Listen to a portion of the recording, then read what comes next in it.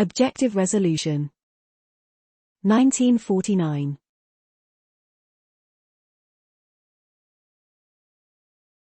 Objectives Resolution is one of the most important documents in the constitutional history of Pakistan.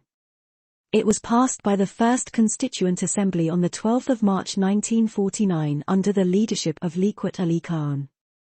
The Objectives Resolution is one of the most important and illuminating documents in the constitutional history of Pakistan.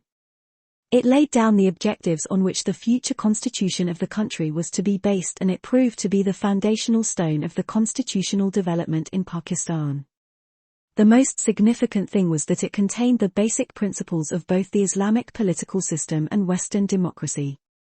Its importance can be ascertained from the fact that it served as a preamble for the Constitution of 1956, 1962, and 1973, and ultimately became part of the Constitution when the Eighth Amendment in the Constitution of 1973 was passed in 1985.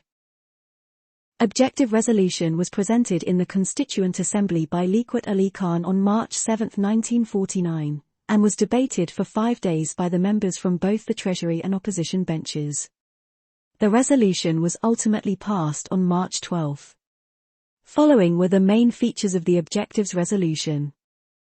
The sovereignty of the entire universe belongs to Allah alone. Authority should be delegated to the state through its people under the rules set by Allah. The Constitution of Pakistan should be framed by the Constituent Assembly. The state should exercise its powers through the chosen representatives. Principles of democracy, freedom, equality, tolerance, and social justice, as enshrined by Islam, should be followed. Muslims shall live their lives according to the teaching of the Quran and Sunnah.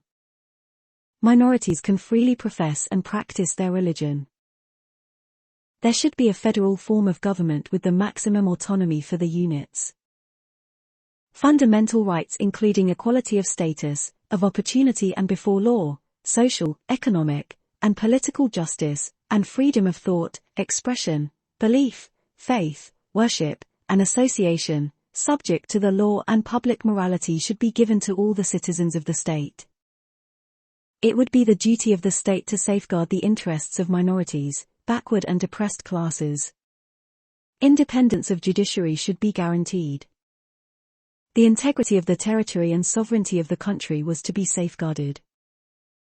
The people of Pakistan may prosper and attain their rightful and honored place amongst the nations of the world and make their full contribution towards international peace and progress and happiness of humanity.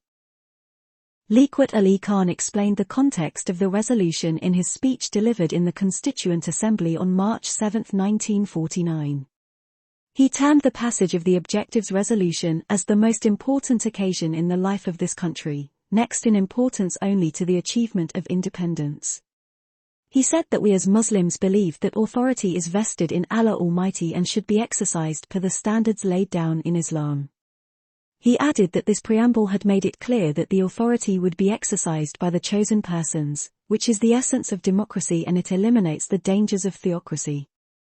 It emphasized the principles of democracy, freedom, equality, tolerance, and social justice, and it says that these should be part of the future constitution. But when it was debated in the session of the Constituent Assembly, it was opposed and criticized by minorities leaders.